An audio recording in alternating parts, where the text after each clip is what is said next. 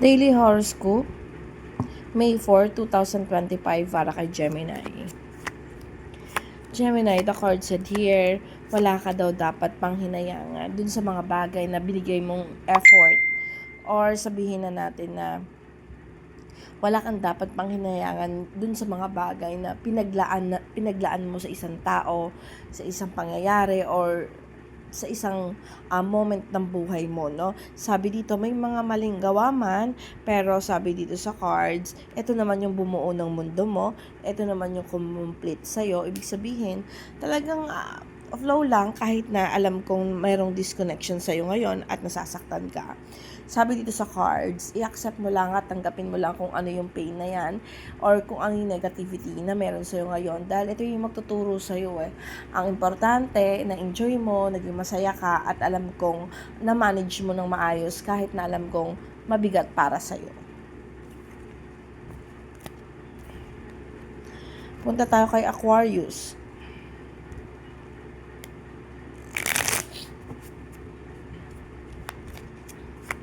Aquarius, the card said here, you're still guided in the universe. Sabi dito, may mga disconnections daw, may mga maling paggawa. Sabi dito, may mga bagay na nagne-negative sa'yo, lalo na pagdating sa finances. But this card showing na guided ka na ni universe, then masusolusyonan daw yung mga disconnections na yan, magagawa ng paraan. So kung ano yung problema na kinakaharap mo ngayon, mahahanapan mo siya ng solusyon.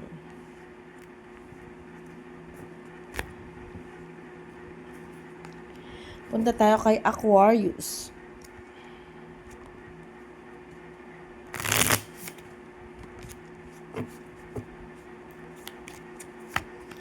Aquarius, sabi dito sa cards, you still stagnant sa isang sitwasyon, sa isang desisyon, or sa isang pangyayari ng buhay mo, no?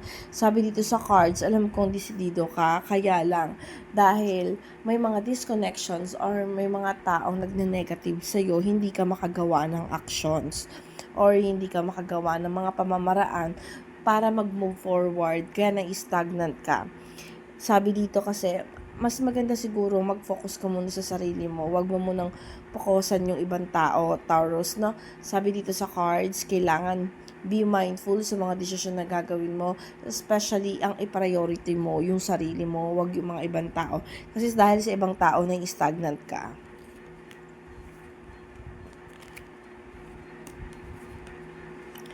Punta tayo kay Capricorn.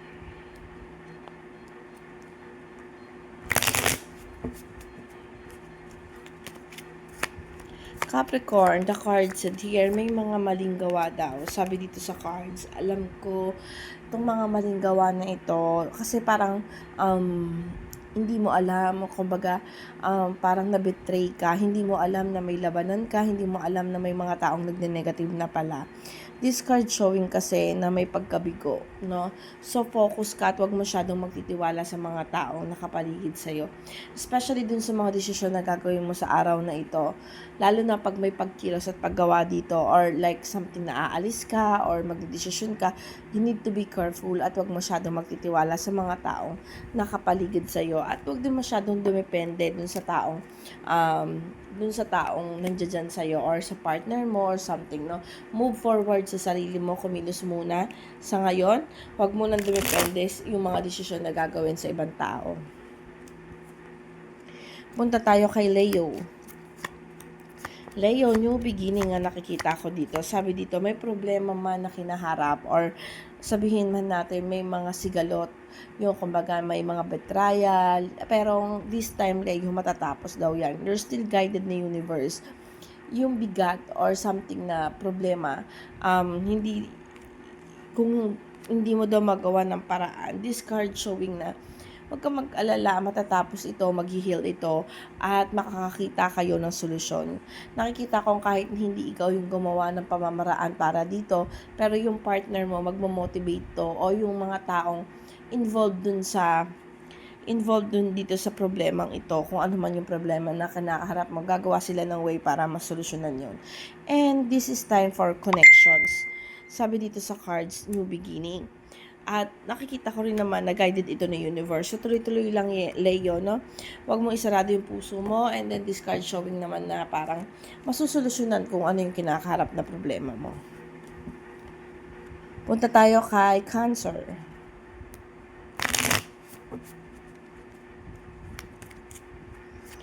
Cancer, the card said here, justice. So, ibig sabihin dito, i-grab mo lang daw yung mga opportunity paparating sa'yo. Kasi, kung ano yung mga hakbang na ginagawa mo, yun naman daw yung ibe-bless ng universe. Sabi dito, kung anong actions na ginagawa mo, justice, ibig sabihin, masusolusyonan.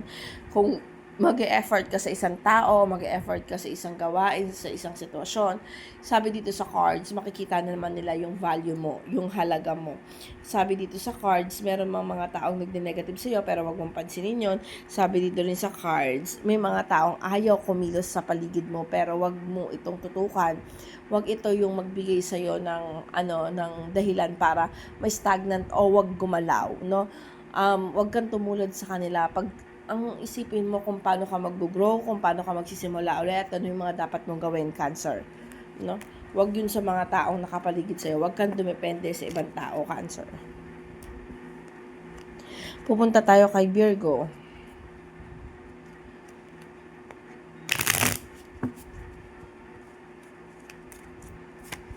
Virgo, the card sa dear, pagkilos at paggalaw. Sabi dito sa cards, ibalanse mo lang daw. May mga bagay daw na hindi dapat pinaglalaban o sinusukuan. Mag-ingat ka, baka mapasubo ka.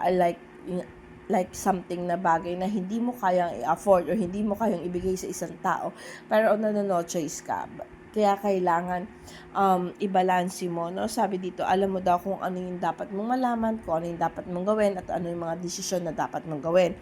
This card showing lang daw na may mga bagay talagang hindi uubra. Pag alam mong hindi, you need to say no. You need to, parang, kailangan matuto kang humindi.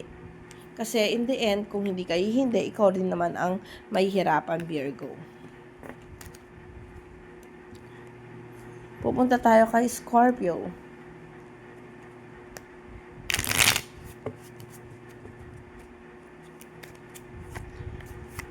Scorpio, the card said here, yung the Fool na kabaligtad. So, ibig sabihin, alam mo yung solusyon sa mga problema mo. Alam mo yung mga dapat mong gawin. Alam mo kung ano yung makakapagpasaya sa'yo. May mga nakikita ako dito nagde-negative. Like, may mga taong hahad lang talaga kung paano ka sasaya. Sabi dito sa cards, focus lang, i-grab mo yung mga opportunity paparating at medyo tibayan mo ang iyong dibdib.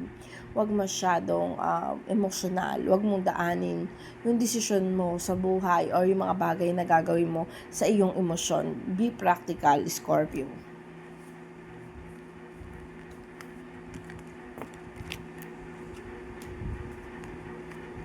Pupunta tayo kay Libra.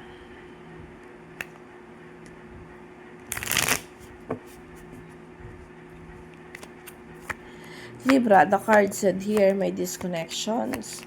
Sinasabi dito sa cards, may kaguluhan na mangyayari, may mga maling gawa. But then, nakikita ko dito, itong mga mali or sigalot, yung mga tampuhan o awayan, magdudulot ito ng lessons or sabihin na natin, makakapagpa-reunite pa rin sa inyo. Huwag ka mag-alala yung sa mga tampuhan na yan, masusolusyonan. Nakikita ko, still guided lang yan ni universe para makita mo yung value mo o yung halaga mo. So, this card showing kung may mga plano kang gawin, like pagdating sa financial, maghanap ng trabaho or gumawa ng something para sa'yo, like positive way. Nakikita ko dito magiging maganda naman, Libra, yung kalalabasan. Yun lang, sa umaga or may mga tao talagang magne-negative, but then hindi ito mahalaga para sa'yo. Nakikita ko dito, i-pursue mo lang o gawin mo lang yung mga positive na nakikita ko, like you are guided ni universe, may mga paparating na blessings. Then nakikita ko lang dito na you are Queen of the Cups. So ibig sabihin, nasa sa'yo yung alignment ni universe sa araw na ito.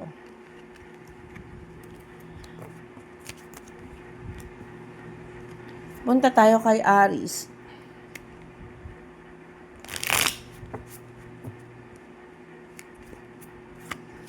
Aries, sabi dito sa cards, no?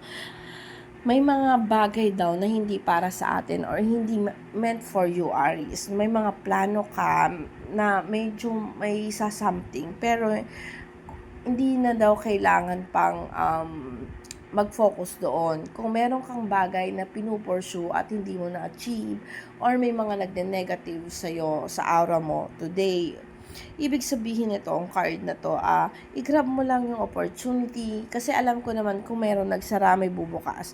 Sabi dito pagdating sa finances, magiging maganda yung flow, hindi ka daw mabibigo dun sa mga second options mo, dun sa mga solutions na gagawin mo.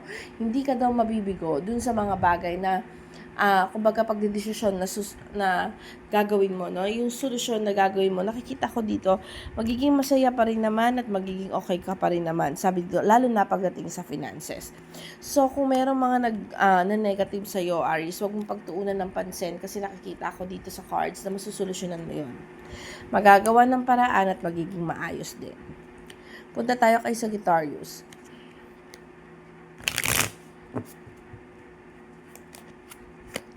Sagittarius, nakikita ko pagdating sa finances, may konting hinay-hinay, no, sa paggastos. Nagne-negative yung cards, although alam ko may mga bagay na inilalaban ka, especially yung pag-alis mo, pag-transfer mo, or something like na transitions. Like, siguro kung maghahanap ka ng trabaho, nag-aalangan ka, kung magkakaroon ka ng conflict sa trabaho, dun sa iiwanan mo. No, nakikita ko dito, may mga bagay na susukuan si Sagittarius. May mga bagay na kailangan bitawan para makapag-proceed tayo dun sa bagong panimula. But then, this card kasi, nakikita ko, you need to be careful. Mag-ingat sa mga desisyon na gagawin mo. Although, alam ko naman tama yung mga desisyon na gagawin mo, ayun lang, kasi maaaring yung mga tao sa paligid mo, mapagsimula ng conflict or kaguluhan. So, medyo hinay-hinay at laging ikalma yung sarili. Huwag masyadong maging magagalatin. Pupunta tayo kay Pisces.